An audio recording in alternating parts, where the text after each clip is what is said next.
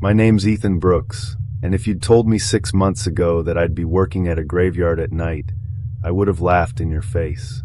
Honestly, I didn't even know graveyard caretakers were still a thing. I thought cemeteries were just managed by landscapers or city workers during the day. Turns out, I was wrong, and more wrong than I could have imagined. It started when I was at my lowest. Losing my sister last year was the final nail in the coffin of my already messed up life. Our parents were long gone, and my sister, Alyssa, was all I had left. After the accident, I went from struggling to barely functioning. I quit my delivery job, got fired technically, and I spent weeks locked in my tiny apartment, drowning in takeout boxes and empty beer cans. I wasn't looking for a job when I found the flyer. I was just killing time at a gas station, waiting for my car to finish overheating so I could head nowhere in particular. That's when I saw it. Night caretaker needed. Quiet work. Competitive pay. Inquire at Hillshade Cemetery.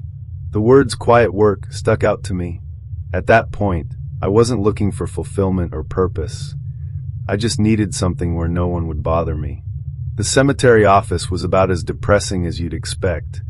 Gray walls, dusty shelves, and a little reception area that looked like it hadn't been updated since the 90s. Behind the desk sat Mr. Greaves, the guy who ran the place. He was older, late 60s maybe, with a face like crumpled paper and eyes that felt like they could see right through you. "Why do you want this job?" he asked, barely looking up from his clipboard. I hesitated. I need something quiet. Something I can just do without anyone breathing down my neck." He smirked, scribbling something on his paper. "You'll get quiet, all right, but you'd better listen closely to what I'm about to say." He reached into a drawer, pulled out a laminated sheet, and slid it across the desk. The bold heading read, "Graveyard Caretaker Rules. Follow these at all times." "You're going to want to memorize these," he said, leaning back in his creaky chair. "They're not suggestions, they're survival tips." I frowned. Survival tips? For a graveyard? But I played along, scanning the list. Rule 1. Do not walk near the statues after midnight. Rule 2. If you hear a bell ringing, ignore it. Do not look for the source. Rule 3. If you see a headstone with your name, leave the graveyard immediately and call me. Rule 4. Never cut the ivy growing over the graves. Rule 5. If a grave looks freshly dug, stay away from it. Rule 6. If you hear whispering from the trees, do not follow the sound. Rule 7. If a visitor comes after midnight, do not speak to them or make eye contact. Rule 8. If a candlelight moves on its own, follow it, but keep your distance. I chuckled nervously. This some kind of hazing thing?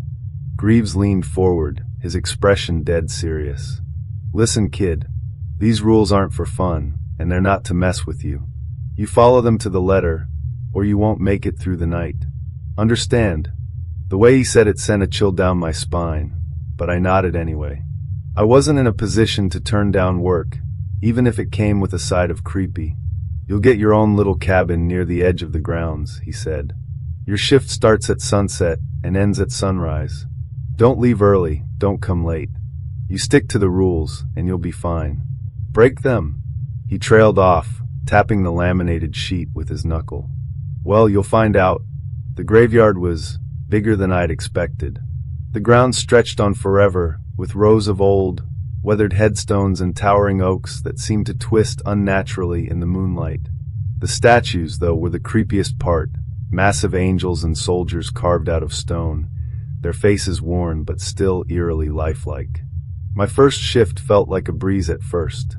I followed the path Greaves had outlined, a loop around the grounds every hour, checking for vandals or animals. The quiet was exactly what I'd wanted, until it wasn't. Around 2 a.m. I heard it. Ding. It was faint at first, like a small bell being rung somewhere deep in the cemetery. I stopped dead in my tracks, the laminated rules burning in my mind. Rule 2. If you hear a bell ringing, ignore it. Do not look for the source. Every instinct screamed at me to investigate, to figure out where the sound was coming from. But I forced myself to keep moving, focusing on the crunch of gravel under my boots. The bell rang again, closer this time. Ding. Ding. I couldn't help it. I glanced over my shoulder, and I swear I saw something, a shadow moving between the trees. It was quick, too quick to make out. I clenched my fists and kept walking, repeating in my head, "Ignore it. Ignore it." The sound followed me for what felt like forever, fading in and out, until it finally stopped. When I reached the caretaker's cabin, my hands were shaking so badly I could barely unlock the door. Inside, I collapsed onto the tiny couch, pulling the rules out of my pocket. I read them again and again, trying to convince myself it was just my imagination, just nerves. But deep down, I knew it wasn't. As I sat there, staring at the flickering light bulb overhead, I noticed something out of the corner of my eye. A candlelight, faint and flickering, moving just outside the window. Rule 8. If a candlelight moves on its own, follow it, but keep your distance. My stomach twisted, but I grabbed my flashlight and stepped outside. The candlelight floated through the graveyard, bobbing like it was being carried by someone invisible. I followed it cautiously, staying a good 15 feet away. It led me deeper into the cemetery, to a row of graves I hadn't checked yet. When it stopped, the candlelight flickered once, twice, and then disappeared. I shone my flashlight around, half expecting to see something, or someone. But there was nothing. Then I saw it, a fresh grave. The soil was loose, piled high like it had just been dug. Rule 5. If a grave looks freshly dug, stay away from it. I didn't need the rule to tell me twice. I backed away slowly, my flashlight trembling in my hand, and hurried back to the cabin. That was my first night on the job, and I knew one thing for sure. These rules weren't a joke. By my second night, I had convinced myself the first was just a mix of nerves and imagination. Sure, the fresh grave and the bell were weird, but maybe they had explanations, mundane ones. That's what I told myself as I clocked in again, flashlight and laminated rules sheet in hand. The first couple of hours passed without incident. The cemetery was as silent as a tomb, and the loop around the grounds had become oddly meditative.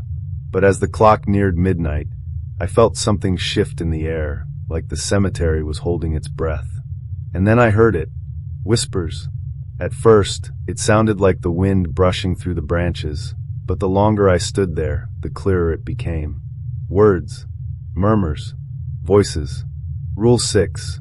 If you hear whispering from the trees, do not follow the sound. I froze, my flashlight beam trembling as I scanned the line of oaks ahead. The whispers grew louder, weaving through the air like a melody I couldn't quite understand. Part of me wanted to turn around and walk back to the cabin, but another part, a dumber, braver part, wanted to prove to myself that it wasn't real. "Hello!" I called out, immediately regretting it. The whispers stopped. Dead silence. And then, from somewhere behind me, "Ethan!" My blood ran cold. I whipped around, shining my flashlight in every direction, but there was no one there. My breath quickened as the whispers returned, louder this time, coming from everywhere and nowhere. I bolted. My legs carried me back toward the cabin, crunching over gravel and leaves, but no matter how fast I ran, the whispers seemed to follow. When I finally reached the cabin, I slammed the door shut and collapsed against it, panting.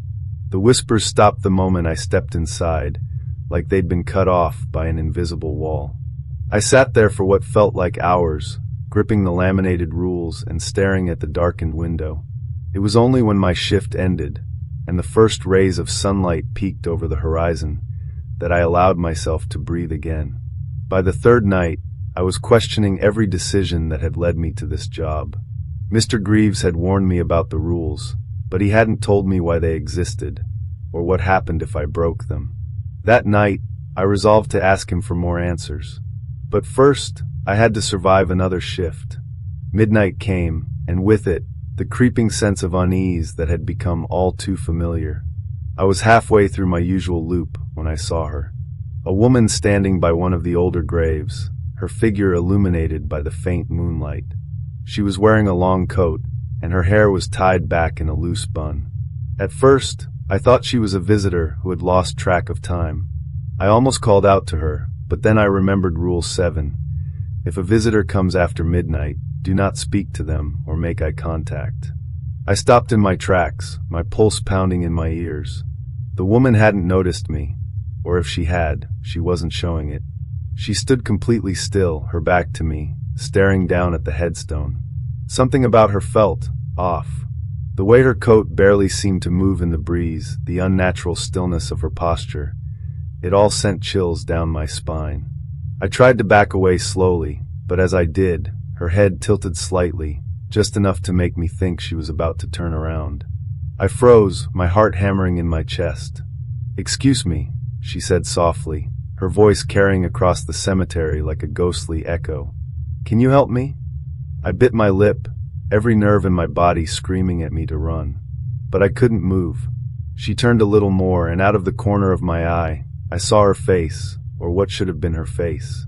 There was nothing there, just smooth, pale skin where her eyes, nose, and mouth should have been. I staggered back, nearly tripping over a headstone, and took off running. I didn't stop until I reached the cabin, slamming the door shut and locking it behind me. The woman didn't follow, but when I glanced out the window, I saw her standing at the edge of the trees, watching, or at least facing the cabin. She was gone by morning. After the encounter with the faceless woman, I spent most of the day debating whether to quit. The pay was good, sure, but was it worth losing my sanity? I wasn't sure anymore. Every time I closed my eyes, I saw her, standing at the edge of the trees, her blank face turned toward me. By the time my shift rolled around, I was ready to call Mr. Greaves and tell him I was done. But I didn't. Something about the rules, about him, kept pulling me back. It was like I needed answers, even if it meant putting myself at risk. That night was unusually quiet at first. No whispers, no bells, no strange visitors. It was almost peaceful. But around 3 a.m., as I was doing my last loop of the cemetery, I saw it, a candlelight floating between the graves. Rule 8. If a candlelight moves on its own, follow it, but keep your distance. I froze, staring at the tiny flickering flame. It moved slowly, bobbing up and down as if it were being carried by an invisible hand. I didn't want to follow it. Every instinct screamed at me to turn around and go back to the cabin, but I couldn't ignore the rule. Breaking it wasn't an option, not after everything I'd seen. Keeping my flashlight trained on the flame, I followed at a distance. The candlelight weaved through the cemetery, leading me past rows of old, crumbling headstones. It stopped in front of a particular grave, a small, weathered stone covered in ivy. I didn't dare step closer. I stayed exactly where I was, watching as the candlelight hovered over the grave. The flame grew brighter, almost blinding, and then it disappeared, leaving me in darkness. I shone my flashlight on the grave, my heart pounding. That's when I saw the name carved into the headstone. It was mine. Rule 3. If you see a headstone with your name, leave the graveyard immediately and call me. My hands shook as I fumbled for my phone. The headstone was old, cracked, but there was no mistaking it, Ethan Brooks. Below my name was today's date. The soil looked freshly dug. I backed away slowly, nearly tripping over my own feet. The urge to run was overwhelming, but I didn't want to risk it. I dialed Mr. Greaves with trembling fingers, praying he'd answer. He picked up on the first ring. "What happened?" he asked, his voice sharp. I found a grave," I stammered. "It's got my name on it. And today's date. The soil." "Leave," he interrupted. "Now. Don't go back to the cabin. Don't stop to grab anything. Just get out of the cemetery and wait for me by the entrance." I didn't need to be told twice. I bolted toward the front gate, my flashlight bouncing wildly in the darkness. The whole time, I felt like something was watching me, following just out of sight. When I reached the entrance, I collapsed onto the ground, gasping for air. A few minutes later, Mr. Greaves pulled up in his old truck. He didn't say anything, just gestured for me to get in. The ride to Mr. Greaves' house was silent. He didn't ask questions, and I didn't offer any explanations. My hands were still shaking, and I couldn't stop replaying the image of my name on that headstone. His house was small and cluttered, with shelves full of old books and trinkets that looked like they belonged in a museum. He led me into the living room and poured me a glass of whiskey without saying a word. After a long sip, I finally found my voice. What the hell is going on, Greaves? What are these rules? What's happening in that cemetery? He sighed, settling into an armchair across from me. You've seen enough to know it's not just a graveyard, he said. It's a gateway. A gateway to what? Depends on the night, he said cryptically. Some nights, it's just a place for the dead to rest. Other nights, things come through. Things that don't belong in our world. I stared at him, struggling to process what he was saying. So the rules, they're to protect us from these things. He nodded. The rules are old, passed down from caretaker to caretaker. They're not just to protect you, they're to keep the balance. If you break them, the balance tips. And when that happens, the cemetery becomes something else entirely. I swallowed hard, the memory of the faceless woman and the whispering trees flashing through my mind. What about the grave with my name on it? What does that mean? Greaves' expression darkened. That means the balance is already starting to tip. Something's marked you. Marked me? For what? He didn't answer right away. Instead, he pulled a dusty book off one of the shelves and flipped through its pages. When he found what he was looking for, he handed the book to me. The page showed an old illustration of a graveyard, with shadowy figures rising from the ground. The caption read, "When the living are claimed by the dead, the gateway opens." My stomach twisted. So what do I do? Greaves leaned forward, his eyes locking onto mine. You follow the rules. You don't break them no matter what. And you don't quit. Not until this thing is over. I didn't sleep that night. How could I? The image of my name on that grave, the whispering voices, and the faceless woman all played in my mind on a loop. I couldn't shake the feeling that I was being drawn into something much darker than I'd ever anticipated. I didn't return to the cemetery immediately. Mr. Greaves' words kept repeating in my head. You don't quit until this is over. I didn't know what this was or how long it would last, but I knew I was trapped, just like the graveyard itself seemed to be. At 2 a.m., I forced myself to go back. The graveyard was still silent, a perfect reflection of the eerie calm that had settled over me. As I passed the rows of headstones, I kept one eye on the shadows, half expecting something to leap out at me. That's when I heard it. The bell. Rule 2. If you hear a bell ringing, ignore it. Do not look for the source. I froze, my breath catching in my throat. It wasn't like any bell I'd heard before. Deep, resonant, almost like a church bell but far off, as if it were ringing from underground. The bell chimed again, louder this time, followed by another. I glanced around, searching for the source. The cemetery was empty. The trees were still. There was no one here but me. And yet, the bell kept ringing. My instincts told me to run, but I knew better than to break the rules. Don't look for the source. But the bell kept echoing, louder with each passing second. My pulse quickened, and I felt the hairs on the back of my neck rise. The air around me seemed to thicken, like it was pressing in. The sound of the bell grew deafening, and I felt my feet move of their own accord, pulling me toward the old stone chapel at the far end of the cemetery. It felt like an invisible force was drawing me there, pushing me to find the bell's source. The rules screamed in my head, but I was too deep in a trance to stop. When I reached the chapel, the door creaked open on its own. I hesitated, but the bell's sound drowned out every other thought. I stepped inside. The interior was pitch black, except for the faint flicker of a candle in the far corner. The bell was silent now, but the air felt heavy, like something was waiting. A shape moved in the darkness. A figure cloaked in shadow approached the candlelight. I froze, unable to move or speak. Then the figure turned, and I saw its face, thin, pale, with hollow, sunken eyes staring at me. You shouldn't have come, it whispered, its voice like the rustling of dry leaves. I couldn't reply. I was paralyzed with fear, unable to tear my eyes away from the figure. Leave now, the figure said. You've broken the rule. You're marked now. The air felt even heavier. I could barely breathe. I stumbled back, tripping over my own feet, and managed to turn toward the door. The bell rang again, but I didn't look back. By the time I got back to the gate, I was trembling. I could still hear the bell echoing in my mind, the figure's face haunting my every thought. It wasn't until I reached the entrance that I realized what I'd done. I had looked for the source of the bell. I had broken the rule. But the worst part was that I felt it, the change. Like something was moving under the surface of the ground, watching, waiting. I couldn't leave yet. I knew I needed to finish the job, to face whatever had marked me, but I had no idea how much worse it could get. I walked back into the graveyard, the rules weighing heavily on me. That's when I saw it. Rule 5. If a grave looks freshly dug, stay away from it.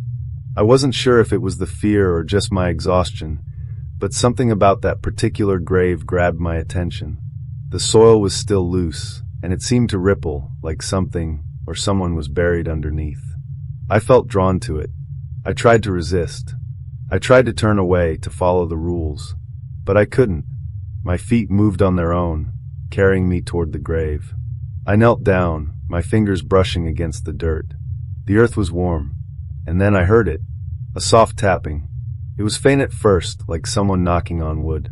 But as I pressed my ear to the grave, it grew louder. Thump, thump, thump. I gasped, pulling my hand back as if burned. The dirt began to shift, and I jumped back, heart pounding in my chest. The soil in front of me began to move. Slowly, deliberately. I turned and ran without looking back. I didn't care about the rules anymore. I just had to get away from that grave before whatever was in it came crawling out. I had only one thought on my mind as I sprinted through the cemetery. I need to leave this place before it's too late. I don't know why I came back. Maybe it was because I hadn't fully processed what I had seen. Maybe it was the rules, the unrelenting sense of responsibility that gnawed at me whenever I thought about quitting. But that night, as I walked back into the graveyard, I knew something was different. It was 2:30 a.m. when the first sound broke the eerie stillness. A car engine, cutting through the quiet, followed by the screech of brakes. I froze. The rules flooded back into my mind. Rule 7. If a visitor comes after midnight, do not speak to them or make eye contact. The headlights of a car sliced through the darkness as it pulled up near the front gate. My heart skipped a beat as a figure stepped out of the vehicle. A woman, dressed in all black, her face obscured by a veil. I knew her presence wasn't a coincidence. The graveyard wasn't meant for visitors. No one came here unless they were part of something wrong. She walked toward the gate slowly, almost as if she were drawn here by something unseen. I knew I shouldn't get involved, but I couldn't help it. I had to know why she was here. I took a step forward, but a cold rush of air stopped me in my tracks. My eyes darted to the gravestones. No whispers, no movement. Yet something in the air felt charged, like static before a storm. I hesitated. The rules were clear. I didn't speak. I didn't make eye contact. The woman stopped just inside the cemetery gates, standing perfectly still, her back to me. It was unnerving, almost as if she were waiting for something, or someone. Minutes passed. Nothing. I thought I'd made it through, thought I could get away from her and the unease, but then something shifted. The wind picked up, whipping through the trees, sending shadows dancing around her. Her head turned slowly toward me. Her eyes were hidden behind the veil, but I felt her gaze pierce through me. Do not look at her. Do not look at her. The rule pulsed in my mind like a warning. But my body betrayed me. I couldn't help it. I looked. Her eyes weren't eyes at all. Just empty sockets, dark, hollow, endless. I gasped and stumbled backward. The cold around me grew unbearable. My heart was hammering in my chest as I tried to turn away, but my feet wouldn't move. It was as if the graveyard itself was holding me in place. She took a step forward. I heard her voice then, soft, like the rustle of dry leaves. You should have left when you had the chance. The air grew colder. The shadows seemed to close in around me. I finally found my legs and bolted, running past her, past the graveyard, until I reached the front gate. I didn't stop until I was in the truck, the engine roaring to life beneath me. I didn't look back. I didn't go back to the cemetery after that night. The thought of breaking another rule terrified me more than I could express. There was no safety there, no comfort. I tried to leave town, to escape everything, but I couldn't. No matter where I went, no matter what direction I drove, the thought of the graveyard followed me. The feeling of being marked never left. A few days later, after I'd given up trying to outrun the unease, I received a call from Mr. Greaves. I don't need to tell you what happened, do I? His voice was grave, no pun intended. I shook my head. I've seen enough. The grave with my name, the woman, the rules. They're all true. I warned you, he said. You can leave any time you want, but the rules still apply. And the thing is, Ethan, they're not just for the cemetery. If you ignore them now, if you try to fight back, the consequences will be worse than you can imagine. I stared at my phone, the words hanging in the air like a threat. Follow the rules, he continued, and you'll make it out. But if you try to leave it behind, if you go back to your life like nothing happened, he paused. You won't escape it. You'll never escape. I sat in silence for a long time, staring out the window at the quiet town. The finality of his words struck me, and for the first time, I realized that the graveyard had claimed me. I couldn't leave. The rules had already pulled me too deep into its web. Never break the rules. I didn't have a choice anymore. I couldn't break them, and I couldn't escape. And as the wind howled outside, I knew that this was only the beginning. Thanks for watching. If you enjoyed this story, don't forget to hit that subscribe button for more chilling tales. Skull.